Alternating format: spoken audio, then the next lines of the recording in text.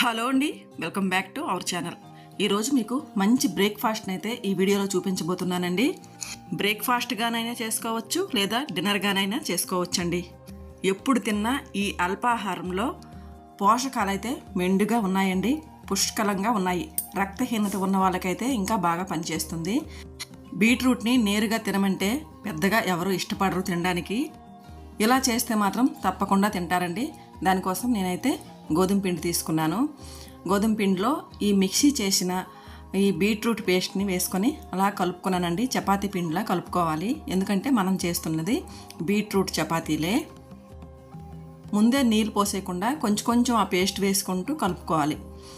తర్వాత ఒకవేళ నీళ్లు సరిపోలేదు అనుకుంటే, ఇంకా గట్టిగా ఉంది నీళ్లు పడతాయి అనుకుంటే, ఆ గిన్నెని కడిగేసి, మిక్సీ గిన్నె ఉంది కదండి, ఆ గిన్నెని కడిగేసి ఇంకొంచెం నీళ్లు పోసుకుంటే ఎన్ని కావాలో అన్నీ అలా పోసుకుంటూ నెమ్మదిగా కలుపుకొని చక్కగా చపాతీ ముద్దలాగా కలుపుకోవాలన్నమాట. పిండిని ఇలాగా చక్కగా కలుపుకోవాలి. కలుపుకొని మూత పెట్టి ఒక అర్ధగంట సేపు పక్కన పెట్టుకోవాలండి.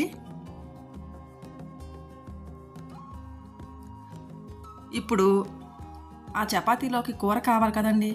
కూరనైతే నేను రిచ్ ప్రోటీన్ ఉన్న బఠానీ అండ్ బంగాళదుంప కూర వండుతున్నానండి. ఈ కూర కాంబినేషన్ చాలా బాగుంటుంది, బఠానీ బంగాళదుంప.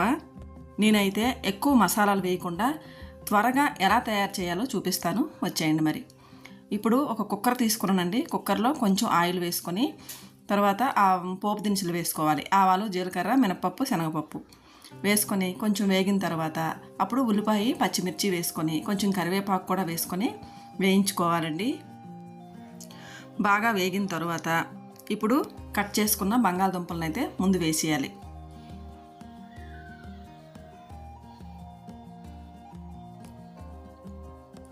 బంగాళదుంపలు వేసిన తర్వాత బఠానీలు కూడా వేసేయాలండి.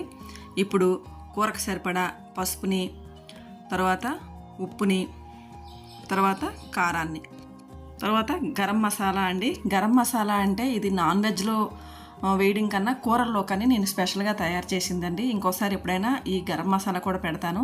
ఇది ఘాటుగా లేకుండా మైల్డ్గా బాగుంటుందండి. దీంట్లోనే ధనియాలు, జీలకర్ర, తర్వాత గరం మసాలాలు అన్నీ వేసి చేస్తామన్నమాట. అన్నీ వేసిన తర్వాత చక్కగా ఇలా కలుపుకోవాలి. కలుపుకొని మూత పెట్టి కాసేపు ఆ ఉప్పు, కారాలు, పసుపులు, మసాలాలన్నీ ఆ బంగాళదుంపలకి, బఠానీలకి పట్టేటట్టు మనం మూత పెట్టుకొని కాసేపు మగ్గనివ్వాలి.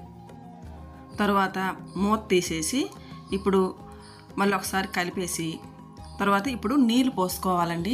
కూర మనకి కొంచెం లూజ్గా కావాలి కదా చపాతీతో అంటే, ఇలా కొన్ని నీళ్ళు పోసుకొని ఇప్పుడు మనము ఆ కుక్కర్ మూతకి ఇంతకుముందు మనం గ్యాస్ కట్టర్ పెట్టలేదు. ఇప్పుడు గ్యాస్ కట్టర్ పెట్టి కుక్కర్ మూతను పెట్టాలి. గ్యాస్ కట్టర్ పెట్టకపోతే మనకి విజిల్ రాదు కదా అండి.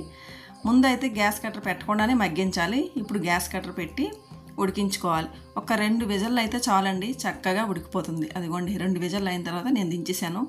ఎంతసేపు అవదండి, చాలా ఈజీగా, చాలా త్వరగా, టేస్టీగా కూర రెడీ అయిపోతుంది. చాలా బాగుంటుంది ఈ కాంబినేషన్ చపాతీతో. అండ్ మంచి ప్రోటీను, చాలా బలమైన ఫుడ్ అండి ఇది. మార్నింగ్ మనం టిఫిన్ కింద కానీ పెడితే మనకి డే అంతా చాలా ఎనర్జెటిక్గా ఉంటుంది. ఎంత పని చేసినా అలిసిపోకుండా ఉంటామన్నమాట. తర్వాత టీనేజ్ పిల్లలకి రక్తహీనత రాకుండా చాలా బాగుంటుంది ఈ ఫుడ్. ఎందుకంటే మనము బీట్రూట్తో చపాతీలు చేసాము. నెక్స్ట్ ఇక్కడ ప్రోటీను, బఠానీలు, తర్వాత పిండి పదార్థం, ఈ చపాతీ పిండి పదార్థమే. తర్వాత బంగాళదుంపలు కూడా కొంత పిండి ఉంటుంది. బంగాళదుంప కూడా పెద్దవాళ్ళకైతే ఒళ్ళు నొప్పులు, కాళ్ళు నొప్పులు వస్తాయేమో కానీ చిన్నపిల్లలకు మాత్రం మంచి బలమైన ఫుడ్డేనండి దుంపలు. ఇప్పుడైతే మనము ముందుగా నానబెట్టి పక్కన పెట్టుకున్న ఈ చపాతీ ముద్దనైతే తీసుకొని చక్కగా ఇలాగా చపాతీలాగా ఒత్తుకొని పుల్కాలు కావాలంటే పుల్కాలుగా చేసుకోవచ్చు. చపాతీ కావాలంటే కొంచెం ఆయిల్ వేస్తే చపాతీ అయిపోతుంది. చాలా బాగుంటుందండి. పొంగుతాయి కూడా. మనం నార్మల్ చపాతీ ఎలా అయితే పొంగుతుందో అలాగే పొంగుతుంది. ఇదిగోండి నేనైతే ఎక్కువ ఆయిల్ వేయనండి. నాకు ఆయిల్ వేయాలంటేనే మనసు ఒప్పదు, ఎందుకంటే కొన్నిట్లో ఆయిల్ వేయకపోతే కుదరదు. కానీ ఇది ఆయిల్ వేయకపోయినా కూడా చక్కగా వేగుతుంది కదా. ఇంక దీనికి కూడా ఎక్కువ ఆయిల్ వేసేయడం ఎందుకని, ఆయిల్ ఎక్కువ తినకూడదు కదా అండి. అందుకని నేనైతే ఎక్కడ వేయాలో అక్కడ వేసి, ఎక్కడ వేయకూడదో అక్కడ మాత్రం చాలా తక్కువగానే వేస్తాను. ఇలా అన్నీ ఒత్తుకొని చపాతీలుగానో పుల్కాలుగానో చేసుకుంటే మనకి ఎంతో బలవర్ధకమైన టిఫిన్ రెడీ అయిపోతుందండి. ఈ కాంబినేషను అల్టిమేట్ కాంబినేషన్ అండి. మనం నాన్ వెజ్తో తింటే ఎన్ని పోషకాలు ఉంటాయో, ఎంత టేస్ట్గా ఉంటుందో, ఇప్పుడు ఈ కూరతో తింటే టేస్ట్లోనూ పోషకాల్లోనూ ఏమాత్రము తగ్గదండి. ఇదేనండి వీడియో నచ్చితే లైక్ చేయండి, షేర్ చేయండి, సబ్స్క్రైబ్ చేసుకోండి. బాయ్ అండి.